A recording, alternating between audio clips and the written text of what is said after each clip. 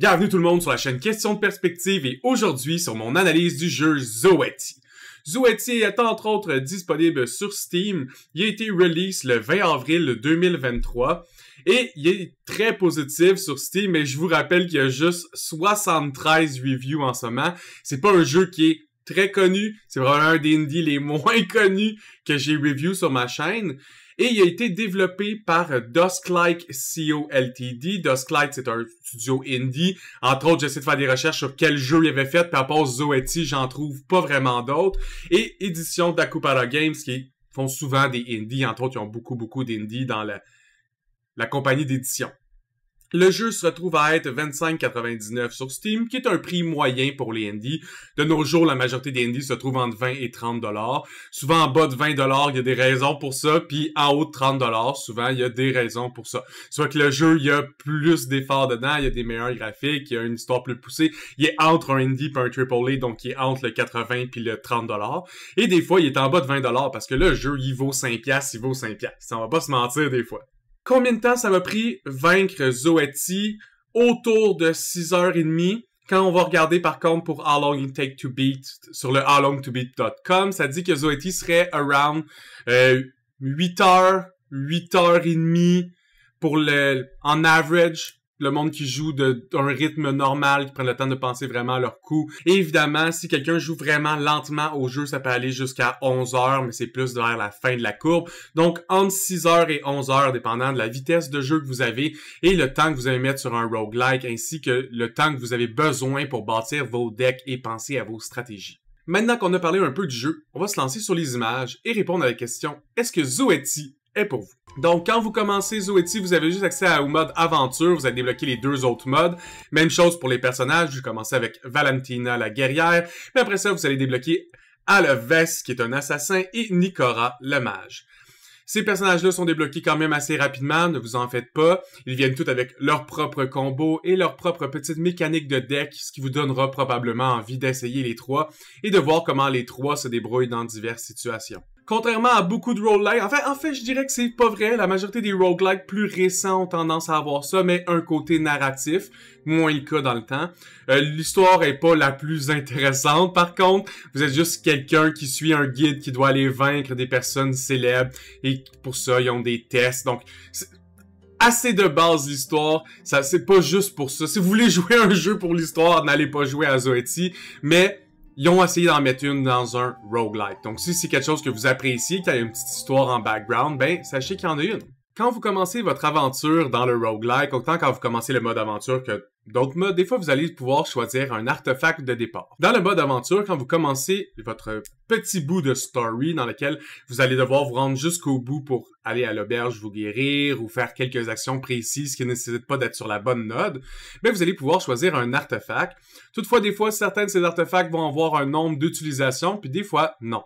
Comme celui-ci, Ring of Stone, que je cache, ça dit « At the start of the battle, votre défense est augmentée de +1 ». Mais il n'y a pas de nombre de tours, donc c'est permanent. Si c'était marqué que vous réduisez de 10 de dégâts les 5 prochaines attaques, ben après 5 prochaines attaques, votre objet va être détruit, puis vous allez devoir en trouver un autre. Donc, dépendant de la qualité des objets, certains seront permanents et d'autres ne le seront moins. Il y a un autre type de récompense aussi que vous avez, entre autres, dès que vous commencez, vous devez choisir vos skills. Donc, dans beaucoup de roguelikes, il y a des skills que vous devez mettre dans votre deck.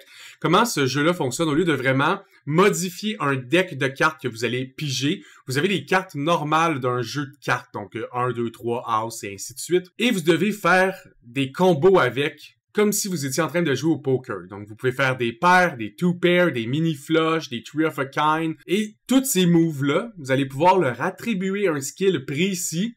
Mais ces skills-là, vous pouvez en débloquer des nouveaux, vous pouvez l'augmenter, le rendre de plus en plus fort, mais vous pouvez les mettre dans les skills. Donc, Tree of a Kind, il y a peut-être 2-3 options, le Two Pair, 2-3 options, puis vous allez construire votre personnage ainsi pour essayer de toujours avoir les skills que vous voulez pour les combos de cartes que vous voulez.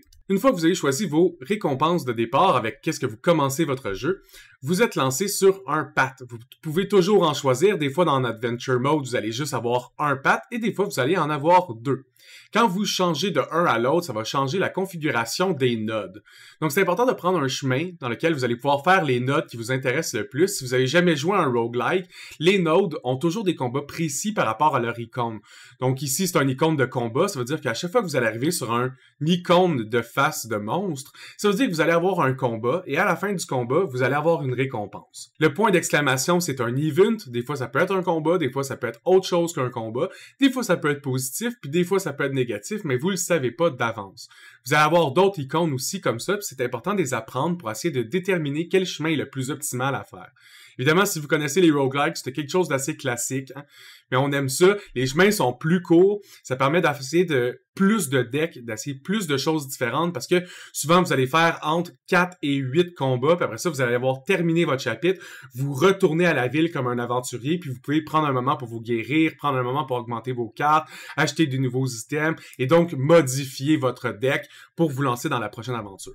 Aussi, à la fin d'un chemin, vous allez avoir une récompense spéciale. Chaque chemin a sa propre récompense, mais c'est toujours indiqué d'avance qu'est-ce que vous allez avoir. Maintenant, comment jouer? C'est tout simple. Vous avez des cartes dans votre main. Il suffit de cliquer sur les cartes que vous voulez jouer. Si vous jouez les cartes d'une même couleur, vous pouvez faire une flush. Si vous faites 4, 5, 6, vous pouvez faire 4, 5, 6, 7, 8, vous pourriez faire une straight, et ainsi de suite. Vous avez aussi un auto-attaque qui est l'attaque de base quand vous utilisez qu'une seule carte qui n'est pas en combo. Donc, vous ne pouvez pas rester pris avec une marde et rien faire, malgré que une seule carte est souvent votre attaque la moins intéressante. Vous avez aussi un nombre de cartes que vous allez gagner à chaque fois que vous allez faire fin du tour. Donc, quand vous faites fin du tour, vous allez reprendre 6 cartes pour l'instant. Évidemment, ça change selon votre personnage et les items que vous avez en ce moment d'équiper sur vous. En dessous, le petit symbole de main, c'est le nombre de cartes que vous pouvez avoir dans votre main à tout moment. Donc, en ce moment, j'ai 8 cartes sur 10. Donc, je dois absolument jouer des cartes parce que je vais en piger 6 puis ça va me bloquer à 10. Donc, ça vaut pas la peine. Donc, c'est important d'essayer de jouer ces cartes-là pour essayer de toujours être un peu plus bas que ce que ça va vous donner avec votre ajout par tour pour pas dépasser votre maximum. Après ça, pour l'aspect combat en lui-même, c'est très classique de tous les roguelikes. Vous vous trouvez ici. Je cache en ce moment ses points de vie et sa qualité d'armure. Mais c'est la même barre qu'on peut voir ici. Donc, une petite barre blanche. Dessus, c'est écrit que 25 points de vie le monstre en ce moment. En dessous, il y a des petits carrés pour ses buffs. Si vous apportez votre souris dessus, vous allez toujours avoir les indications nécessaires sur qu'est-ce que les skills font. Vous avez aussi en haut de la tête du monstre, qu'est-ce qu'il va faire une fois que vous allez cliquer sur fin du tour. Donc là, je sais qu'à la fin du tour, il va me faire 7 de dégâts et j'ai 5 d'armure. Et que mon skill, pour si j'ai une seule paire à jouer, donc les 2-2, vont me donner 5 d'armure. Fait que si j'ai 10 d'armure et que le monstre me frappe de 7, il me fait donc 0 de dégâts et je peux continuer ainsi à jouer. Donc quand vous jouez un personnage qui peut avoir beaucoup d'armure, vous pouvez augmenter votre armure pour pas avoir trop de dégâts. Des fois, vous voulez tuer le monstre assez vite pour pas qu'il vous en fasse des dégâts, ou vous pouvez réduire ce que lui, il fait au prochain tour. Donc, important de faire sa stratégie en conséquence. Et quand vous vainquez le monstre et vous passez enfin à l'étape suivante, vous avez vos récompenses. Dans ce jeu-là, vous avez des coins, vous avez des cristaux et vous pouvez choisir un nouveau skill. Un skill qui va soit être une augmentation à ce que vous avez déjà. Donc, si vous avez, je sais pas moi, un skill qui est Strike, donne un coup d'épée, mais vous allez peut-être pogner Strike niveau 2. Si vous l'achetez, en fait, vous prenez le skill comme récompense, il va venir remplacer la version 1. Mais si vous en prenez un qui est complètement différent, ben c'est là que vous allez devoir ouvrir votre deck builder et choisir est-ce que je veux le skill 1 ou je veux le skill 2. Et évidemment, plus vous allez avancer dans le jeu, plus les ennemis vont devenir forts. Donc, ils vont avoir de plus en plus de points de vie. Des fois, vous allez avoir de plus en plus de monstres contre vous à la fois. Des fois, vous allez aussi avoir des effets spéciaux. Donc, certains boss battles, vous allez devoir faire des choix. Ça va faire différentes versions du même boss battle. Vos points de vie restent les mêmes. Donc, vous devez faire attention à votre gestion de points de vie. Vous pouvez pas juste laisser votre personnage prendre des hits parce qu'il garde ses points de vie d'un combat à l'autre tant que vous n'allez pas dans un campfire pour vous relaxer et reprendre des points de vie. Ou si vous terminez complètement le chapitre et que vous retournez à l'auberge pour vous guérir, c'est les deux seules façons de récupérer des HP facilement. Donc, quand vous êtes dans le deck builder, ça ressemble à ça. Vous avez toutes les skills, les combinaisons de cartes que vous pouvez faire dans le jeu. Vous cliquez sur une de ces combinaisons et vous pouvez choisir les skills. En ce moment, on peut voir que j'avais pas encore de 2-pair, donc ça me servait à rien d'en faire, mais dès que j'allais en avoir un, ça allait se mettre ici. Et on peut voir aussi tout ce que les skills font lorsque j'active la combinaison requise. Certaines des notes dans le jeu vont être spéciales, entre autres les statues de déesses vous permettent toujours plusieurs choix et ça permet d'avoir des artefacts spéciaux, entre autres d'avoir des artefacts de plus haute qualité. Donc les artefacts au début avaient un petit rond gris parce que c'était des artefacts communs. Ça c'est des artefacts rares, donc un petit diamond bleu. Ce petit carré bleu-là, dans le fond, sert à déterminer la rareté d'un objet. Souvent, ça va vous indiquer aussi que l'objet est meilleur. Si vous avez un bleu puis deux gris, il y a de fortes chances que le bleu soit meilleur. Mais ça ne veut pas dire qu'il va être nécessairement le meilleur choix pour ce que vous êtes en train de faire, mais il va être globalement un meilleur choix. En plus des artefacts que vous collectionnez qui s'ajoutent à l'infini sur la barre en haut tant que vous n'avez pas fini une grande partie de l'aventure, en bas, vous avez un bag d'items.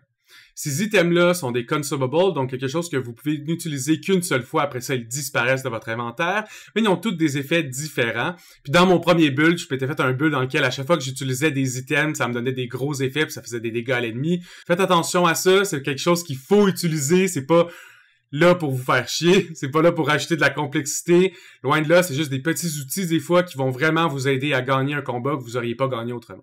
La dernière chose du jeu dont je voulais parler, c'est le shop. Donc, une des nodes est un shop. Vous avez aussi accès au shop quand vous êtes à la ville, entre vos petites aventures.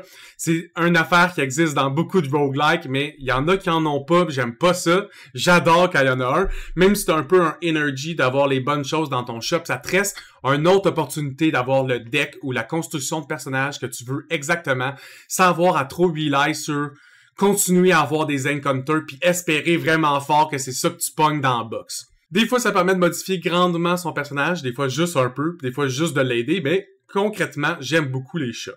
La vraie dernière chose que je vais parler du jeu, quand vous terminez une aventure, vous pouvez choisir le niveau en dessous et vous pouvez choisir sa difficulté en augmentant à chaque fois que vous allez réussir la difficulté en dessous. Donc, quand vous réussissez normal, vous débloquez hard et ainsi de suite jusqu'à inferno. Et donc, vous pouvez toujours rejouer au jeu, mais de plus en plus tough, essayer d'autres personnages, refaire les aventures, mais avec d'autres des trois personnages, essayer d'autres combos de skills. La rejouabilité d'un roguelike est toujours incroyable. Fait que oui, je parlais de runtime d'à peu près 8 heures, mais ça, c'est un runtime de un playthrough de tout le jeu. Considérant que c'est un roguelike, la majorité du monde peuvent jouer 3, 4, 5 playthroughs facilement avant de se tanner dans un roguelike. Donc, 8 fois 5, ça vous donne quand même un bon nombre d'heures de jeu pour la valeur du jeu. Donc, Zoetti, concrètement, pour moi, ça va être un 7 sur 10. Il y a des roguelikes que je considère qui sont meilleurs que Zoetti. Pour moi, il s'inscrit un peu dans la même lignée que Ace and Adventure, dans lequel t'as pas des cartes spéciales avec des habilités spéciales ou du graphisme spécial. T'as juste des cartes normales d'un deck à jouer. Tu pourrais pratiquement jouer à ce jeu-là chez toi parce qu'il ne nécessite aucune carte spéciale autre que déterminer c'est quoi les 8 skills si tu joues tes bonnes cartes de poker, mais vous comprenez un peu ce que je veux dire. Il se met mieux en board game que beaucoup d'autres roguelikes. J'adore les roguelikes, c'est un style de jeu que j'apprécie énormément. Si vous n'avez pas essayé Zoetti, essayez-le. Il est pas trop cher, il est le fun, ça fait changement. Surtout si vous n'avez pas joué à Ace and Adventure, c'est un jeu qui vous permet de jouer différemment au roguelike. Moi, personnellement, j'aime un peu plus l'autre style avec des cartes un peu plus personnalisées, juste parce que j'aime regarder des belles cartes avec du graphisme et de l'intention derrière la carte, plus que regarder une paire de 7 ou une paire de rois. Mais si c'est quelque chose qui vous plaît, ou si vous adorez jouer au poker, mais vous avez joué une version fantaisiste du poker, ben peut-être que c'est encore plus pour vous qu'un 7 sur 10, mais ça reste que c'est un très bon 7 sur 10. Pour moi, c'est même un 7.5, mais je l'arrondis cette fois-là, ça me tente pas de faire 1.5, et au plaisir de se voir sur une autre vidéo tout le monde. À plus!